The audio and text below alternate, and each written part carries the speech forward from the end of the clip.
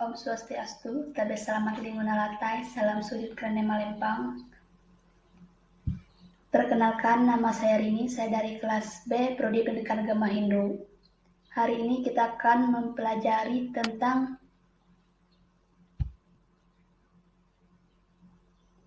fungsi dan prinsip-prinsip bimbingan konseling.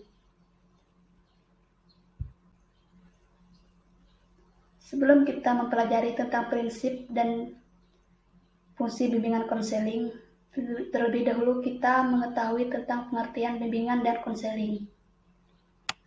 Bimbingan dan konseling yaitu suatu bantuan yang diberikan oleh konselor kepada konseli agar konseli mampu menyelesaikan masalah yang mampu dihadapinya dan juga mampu mengembangkan potensi yang dimilikinya.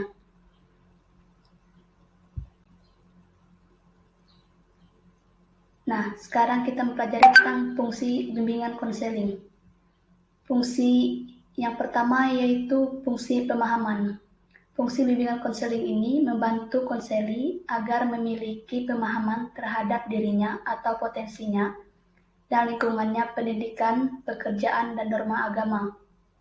Sedangkan fungsi preventif, fungsi yang berkaitan dengan upaya konselor untuk senantiasa mengantisipasi berbagai masalah yang mungkin terjadi dan berupaya untuk mencegahnya supaya tidak dialami oleh konseli. Yang selanjutnya adalah fungsi pengembangan.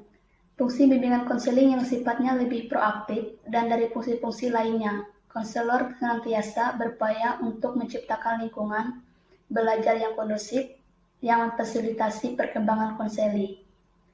Sedangkan fungsi penyembuhan, fungsi bimbingan konseling bersifat kumulatif. Fungsi ini berkaitan erat dengan upaya pemberian bantuan kepada konseli yang telah mengalami masalah baik menyangkut aspek pribadi, sosial, belajar, maupun karir.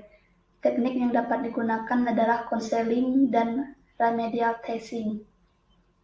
Kita ke yang selanjutnya.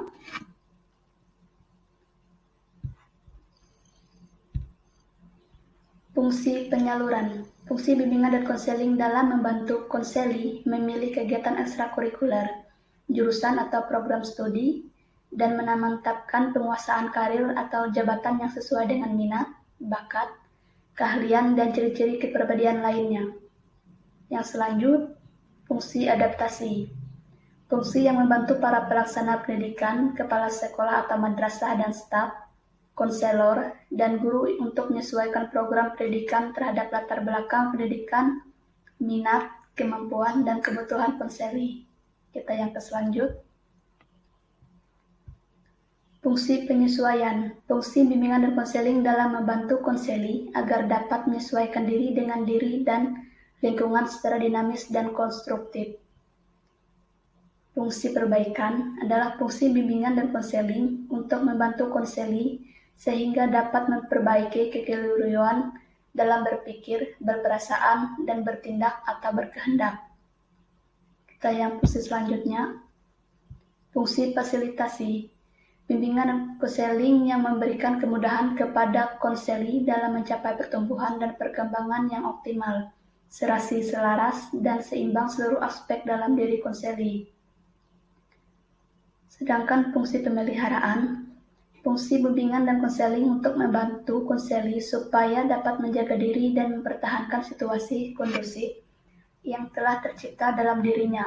Pelaksanaan ini diwujudkan melalui program-program yang menarik, rekreatif, dan fakultatif atau pilihan sesuai dengan minat konseli. Selanjutnya, kita akan memasuki yaitu prinsip bimbingan konseling. Ada beberapa prinsip bimbingan konseling antara lain yaitu bimbingan dan konseling diperuntukkan bagi semua konseli.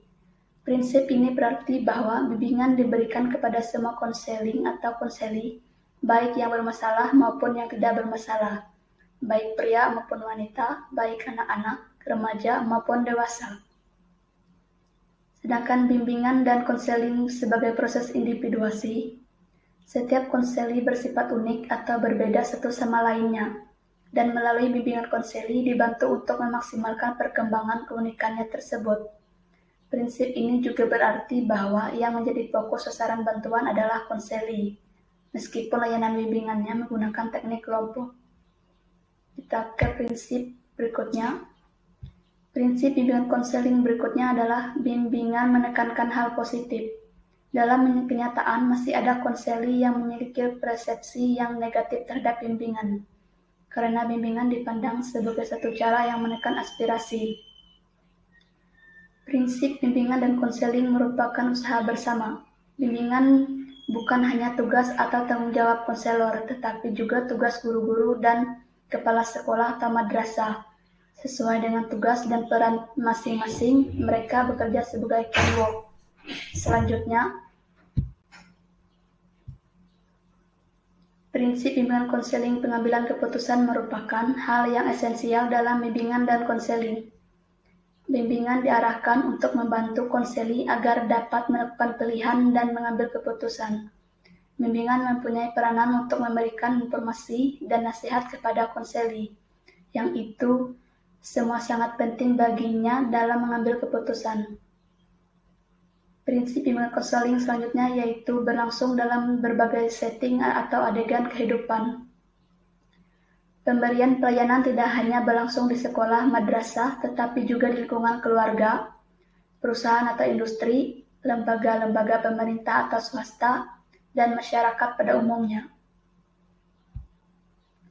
Baiklah, sekianlah penjelasan materi tentang fungsi dan prinsip bimbingan konseling dari saya. Mohon maaf jika ada kesalahan, dan saya tutup dengan Prama Santi. Om Santi Santi Santi Om Sahai.